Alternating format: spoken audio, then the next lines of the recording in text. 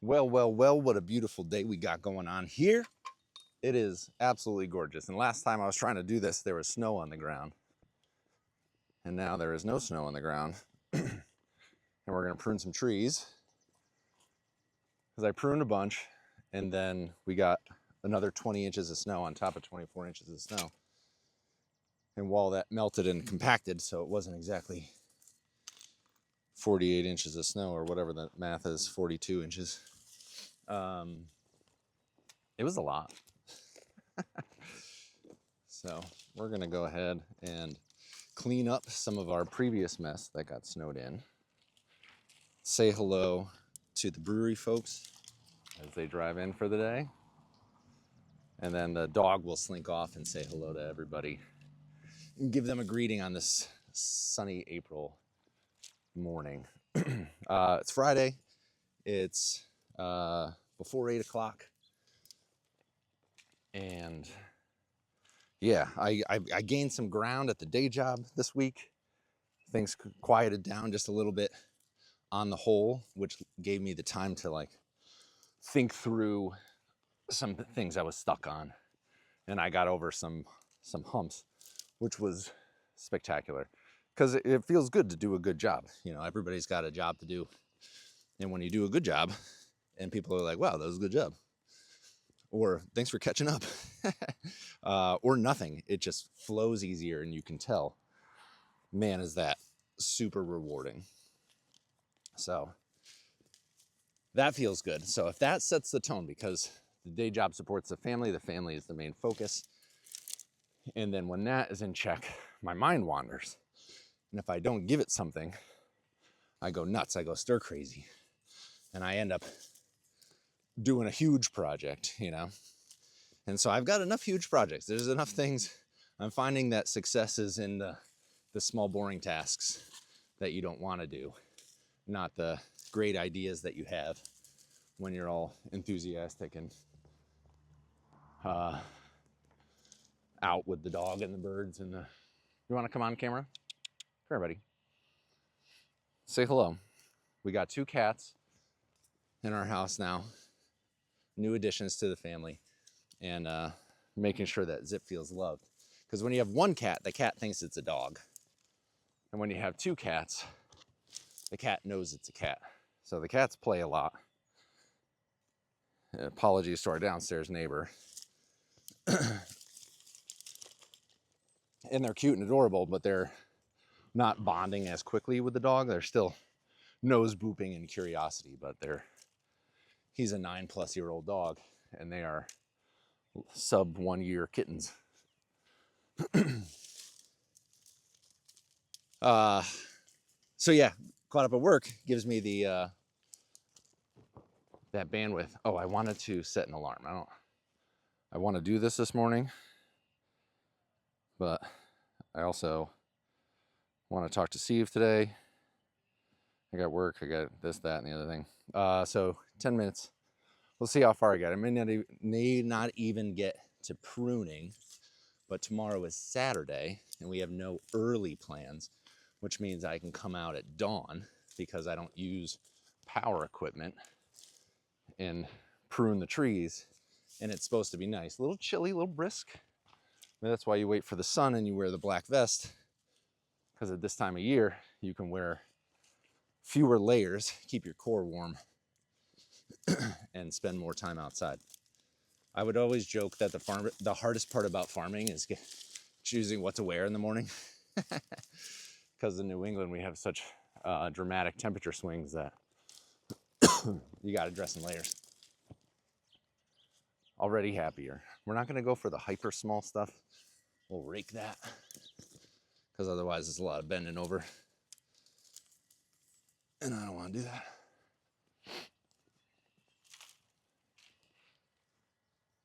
And now that the clock is ticking, I need to get in and cut some branches off. So other things that I got going on, now that I've got that more free headspace, you know, I got a weekend where I'm spending time with the kids, and it's fun to double dip when you can do something farmy and outdoors one kid loves it, one kid does not.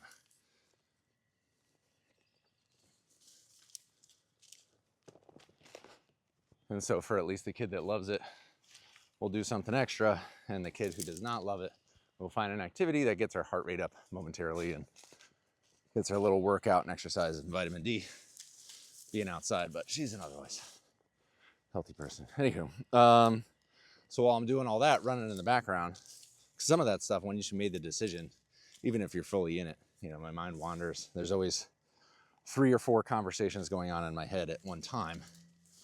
And so unless I give them tasks, then they creep up as anxiety about, am I doing a task? And if I give it a task to run in the subconscious in the background, it feels good. I can put it on the shelf, compartmentalize.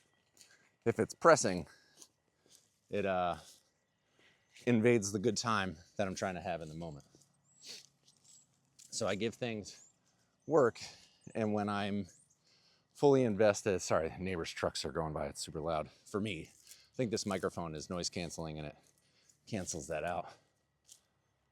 But, oh, God.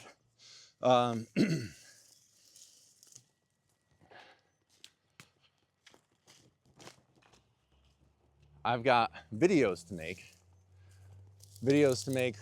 for food cyclists, because I want to make sure I keep this line of communication open with my family because I enjoy it. Like Judy said, huge success. And yes, we're almost done picking up things. I really want to make a few cuts, and that truck is gone now, so like my cortisol levels are going back to normal.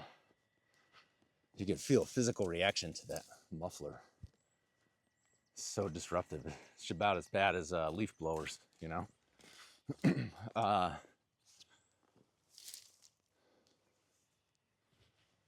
right, we're just gonna go up in it and see what happens. What do I want to cut off? And what do I want to use to do it? I think I get up there. With these clippers, I'll transfer the trash to my butt pocket so it stays. Put the clippers in that pocket. Take these guys, bring them up. I will come back and do this in not rubber boots, but for now the rubber boots work. Yeah, I'd rather chompy than saw. What do you think? We'll keep the saw on hand, but chompy is the way to go.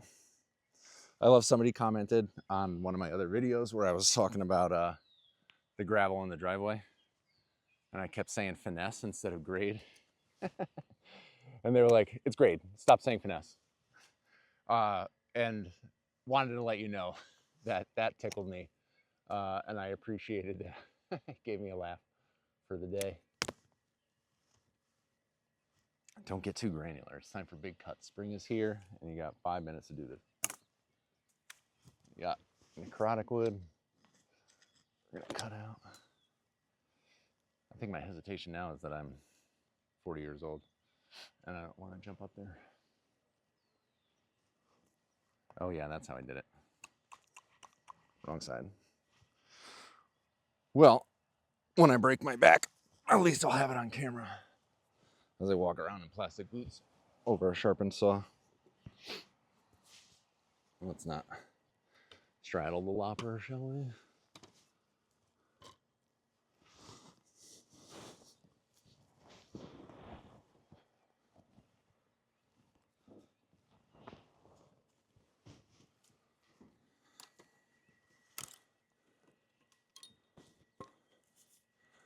You know, and then you see something right away, and you're like, oh, I'm in the right spot. I don't know how to get this out of the tree. It benefits to have a ladder and start from the outside, because then you have somewhere to throw the stuff. It all comes down eventually. Gravity takes over. So right now I'll be in my head of like, if an apple grower sees this, they're gonna think I'm terrible at it. And if the normal person's watching it, maybe they're bored just watching my butt. So I should say something, because the world is just going by. And then I wander around through, you know, who do I make the video for? Who am I talking to? And then it's this channel, the heuristic for me that has made it easy, has been making sure that I focus on family. And I think of one person at least. And I'll talk about that over and over again because it's a recurring theme as my brain is very busy. I want to make sure I'm doing what I got to do. I'm staying on track. Focus is my issue. I've tried being less busy and just focusing on one thing at a time, but never seem to pull that one off. Or I guess it happens through that compartmentalization.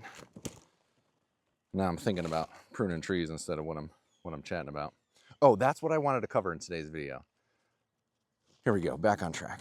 I'm making video for these sources. So like content creation, marketing is my bag, and I'm good at it. And I can hit all three sides of merchandise. The marketing triangle has three corners: merchandising, the content and creative, and then the marketing analytics side. Marketing analytics side I'm still getting better at because it's visual spatial learning, which is not my forte. I'm an object visualizer. But man, am I getting better. I know what the equations are. It's just creating my own visualizations to make it stick in my head so I don't have to think as hard. I can do it, but I'm not fast.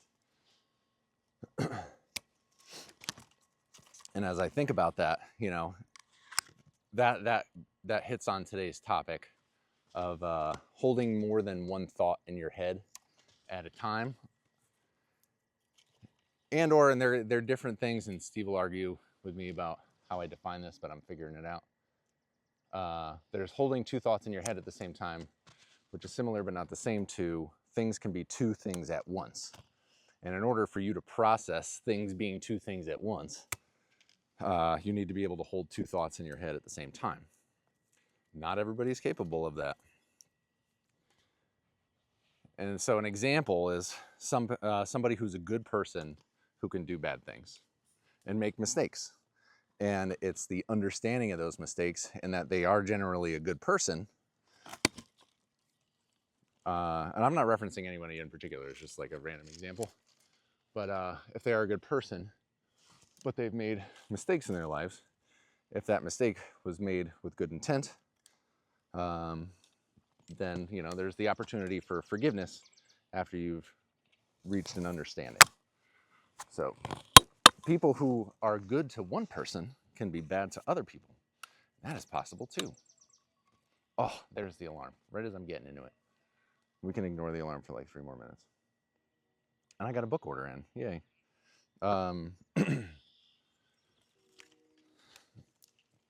And so I have videos where I'm laying out a marketing framework, and I'm using that marketing framework to help other people with their marketing. So like it's all actively happening, overlapping.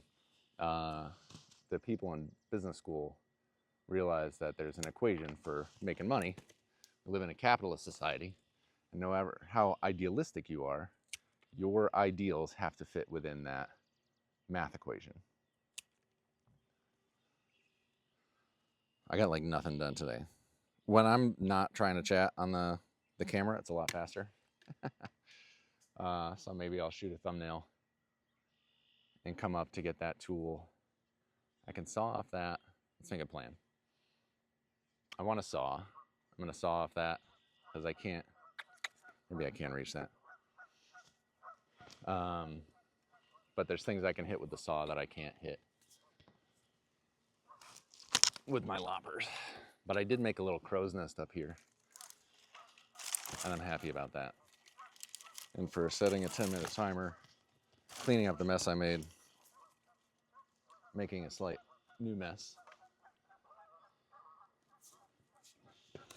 and getting to hear the geese in the pond, red-winged blackbirds screaming. The other things that I don't know what they are yet, I can pull out my Merlin app, Merlin Bird ID. See, and then it's a slippery slope. You're like, just one more cut. Just one more cut. And then 15 minutes has gone by. And you climb higher in the tree so you can get leverage. And then you're up in the top of the tree.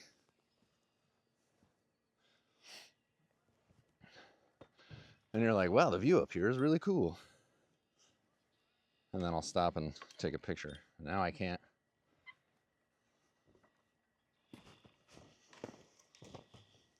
There we go. This is just rambling and a video of my butt at this point. But I hope you're enjoying the sunrise around me. Secure the sharpened tool. Let's get 3 points of contact. Chuck. Boom. All right, gotta stop. It could be endless. I could leave my tool in the tree and no one would know.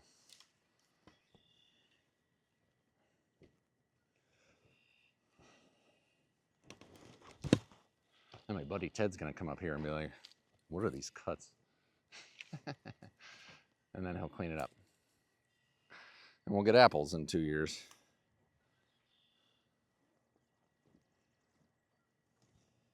But for now, it's time to go home.